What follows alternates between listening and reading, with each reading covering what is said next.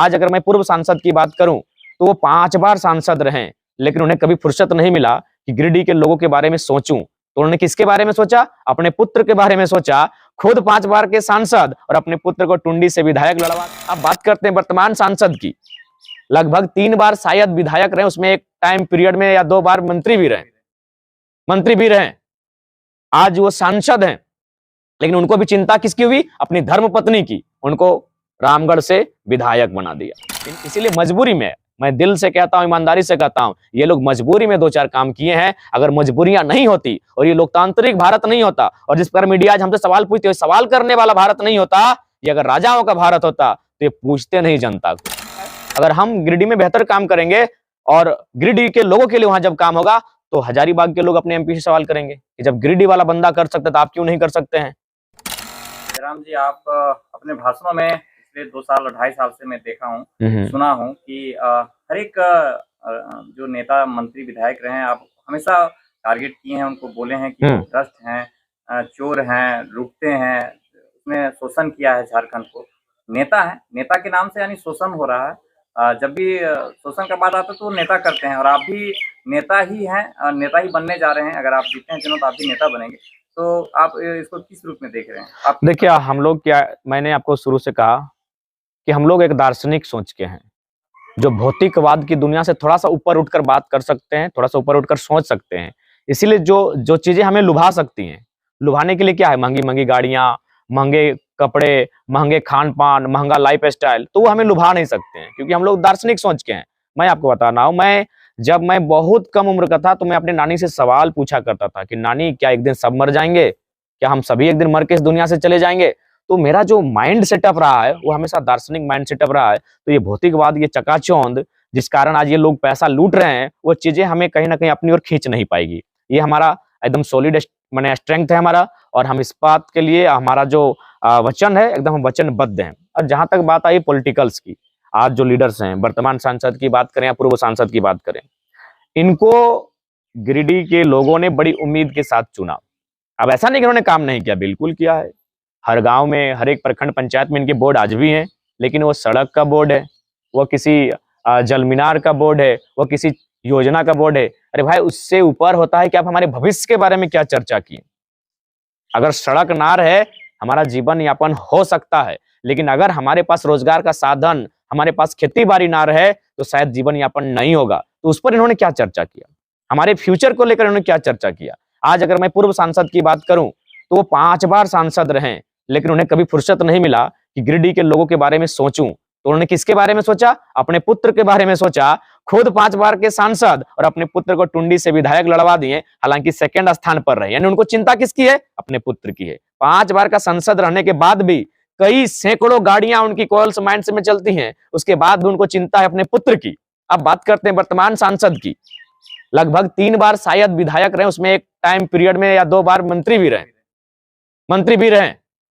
आज वो सांसद हैं, लेकिन उनको भी चिंता किसकी हुई? अपनी धर्मपत्नी की। उनको रामगढ़ से विधायक बना दिया। इनको चिंता करनी थी झारखंड के भविष्य के बारे में, लेकिन उन्होंने चिंता किसके लिए किया? अपने परिवार की, और अपनी पत्नी को भी वहां से विधायक बना दिया। तो भाई, ये चीजें तो बता रही हैं कि कहीं ना कहीं अपने स्वार्थ के प्रति कार्य किए हैं। हाँ, कुछ कार्य इनकी मजबूरियां हैं। अगर कुछ गांव में इनके शिलापट्ट नहीं होंगे, इनके उद्घाटन नहीं होंगे, तो लोग कैसे जानेंगे? कुछ अगर फीता नहीं काटेंगे, कहीं चाय की चुस्की नहीं लेंगे, किसी की बेटी के विवाह में नहीं जाएंगे, तो लोग कैसे जानेंगे? इसीलिए मजबूरी में, मैं दिल से कहता हूं, ईमानदारी से कहता हूं, ये लोग मजबूरी में 2-4 काम किए हैं। अगर मजबूरियां नहीं होती और ये लोकतांत्रिक भारत नहीं होता, और जिस पर मीडिया आज हमसे सवाल पूछते हैं, सवाल करने वाला भारत नहीं होता, ये अगर राजाओं का भारत होता, तो ये पूछते नहीं जनता को। आज सोच सकते हैं 5 बार का एमपी, लेकिन चिंता है बेटे की, 3 बार विधायक, 1 बार एमपी, और चिंता है पत्नी की। तो इसीलिए मैंने कहा, ऐसा नहीं इन्होंने काम नहीं किया, लेकिन जितना काम करना चाहिए था उतना नहीं किया। इसलिए अब इस गांव से, इस राज्य से अगर नेतृत्व करेगा तो ऐसे पढ़े लिखे युवा नेतृत्व करेंगे, जो स्वार्थ की राजनीति नहीं करेंगे, जो सर्वजन के हितार्थ की राजनीति करेंगे। एक सवाल और है, आपने अपने भाषण में कहा था कि हम एक ऐसे कॉलेज का निर्माण करेंगे जहां पे हम फ्री शिक्षा देंगे, वहां पे पैसा नहीं लगेगा। अगर आप ऐसा सोच रखते हैं, बहुत अच्छी सोच है, पर हमारे पूरे झारखंड में 3.5 करोड़ लोग हैं। अगर आप कहीं व्यवस्था देते हैं ऐसे, तो पूरे झारखंड के लोग वहां पे आ जाएंगे। नहीं, देखिए, पॉसिबल नहीं है।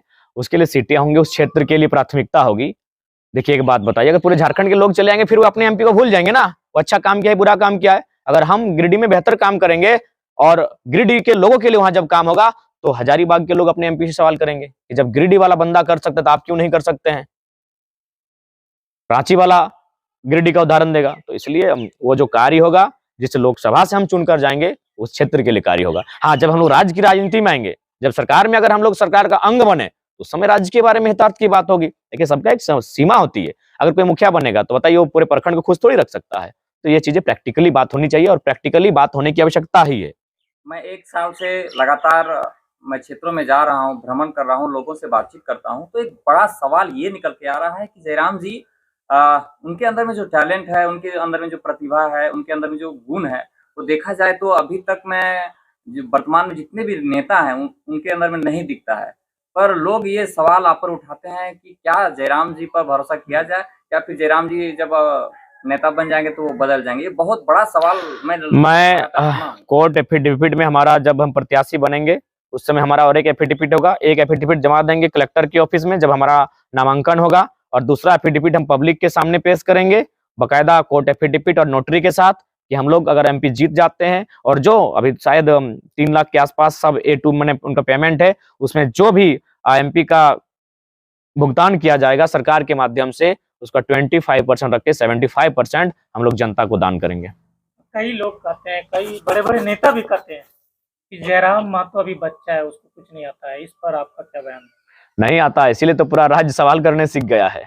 आज हमको 23 साल, मैं झारखंड की राजनीति के 23 सालों से एक सवाल करता हूं, क्या कभी भी आज तक किसी भीड़ में कि कोई एमपी का प्रत्याशी आपके गांव में प्रचार करने के लिए आया, आकर कहा कि हमको वोट देना है, आकर कहा कि हमारा चुनाव चिन्ह ये है, आकर ये कहा कि हमारे नेताजी वो हैं, उसके बाद किसी ने माइक लेकर सवाल किया हो? मैं 23 साल के झारखंड को चैलेंज कर रहा हूं, कभी नहीं, ये माहौल कभी नहीं था। आज जयराम महतो केवल एक प्रत्याशी है, अभी जीता ही नहीं, एमपी बना भी नहीं है, लेकिन हमने ये माहौल दिया कि जिसको वो चुन रहे हैं उससे सवाल कर सकते हैं और लोग हमसे सवाल करते हैं, माइक में सवाल करते हैं, तीखे सवाल करते हैं, गंभीर सवाल करते हैं, अरे पानी पानी कर देने वाले सवाल करते हैं, लेकिन मैं मुस्कुरा कर उन सवालों का उत्तर देता हूं। ये व्यवस्था हमने बहाल की है। अरे बच्चा ही सही, कच्चा ही सही, लेकिन खेल तो तगड़ा खेल रहा हूं। सरकार बोलते हैं कि चुनाव लड़ने दीजिए, भीड़ जमा करना और चुनाव लड़ने में बहुत अंतर है, टिकड़ी जाम हो जाएगा, पता चल जाएगा। कोई दिक्कत नहीं, हम युवा हैं। ओ भाई, हम युवा हैं, फिर से खड़ा होंगे। वो क्या कहते हैं ना, तेरे गिरने में तेरी हार नहीं, तेरे गिरने में तेरी हार नहीं, तो इंसान है कोई अवतार नहीं, गिर उठ चल, जिंदगी छोटी है विस्तार नहीं, तेरे गिरने में तेरी हार नहीं। लास्ट सवाल, किन मैनिफेस्टो के साथ चुनाव में उतरिए? देखिए मैनिफेस्टो बहुत विस्तार से, मैनिफेस्टो पर एक दिन विशेष चर्चा करेंगे, उस दिन आपको फिर से बुलाएंगे और फिर चर्चा होगी। चलिए, बहुत बहुत धन्यवाद।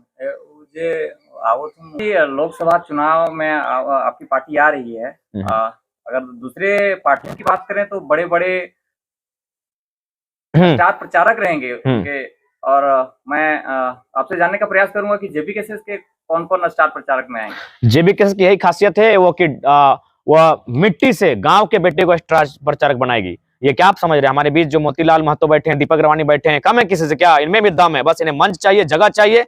ये बाकी राज्यों से आने वाले स्टार प्रचारक से इन्हें कम नहीं होंगे। और बिल्कुल अंत में एक नई लाइन हमने तैयार की है और आपके चैनल में सुनाना चाहेंगे कि सब याद रखा जाएगा, सब याद रखा जाएगा, छात्रों पर हुए झूठे मुकदमे को, उस मुकदमे से मिले सदमे को, सदमे से निकली चीख को, चीख का कारण बनी पेपर लीक को, पेपर लीक में शामिल गद्दारों को, गद्दारों के साथ खड़े पहरेदारों को, पहरेदारों से हुई चूक को, चूक से मिली दर्द दुख को, सब याद रखा जाएगा, सब याद रखा जाएगा। इस 24 के चुनाव में सबका इंतकाम लिया जाएगा।